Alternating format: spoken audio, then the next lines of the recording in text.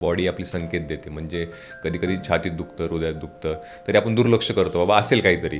तर असे कुठले संकेत आहे जे आपण गांभीर्याने घेतले पाहिजे किंवा लक्ष दिलं पाहिजे त्याकडे? भरपूर संकेत आहेत, भरपूर संकेत.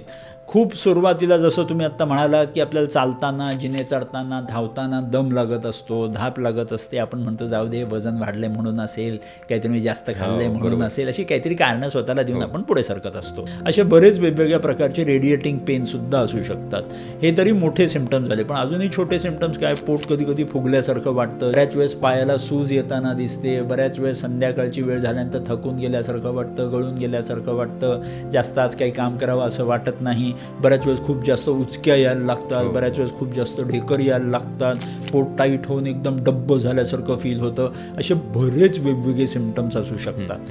हे सगळे जेव्हा सिम्पटम्स येतात तेव्हा समजून जायला पाहिजे कुठे ना कुठेतरी काहीतरी आतमध्ये बिघाड घडतोय.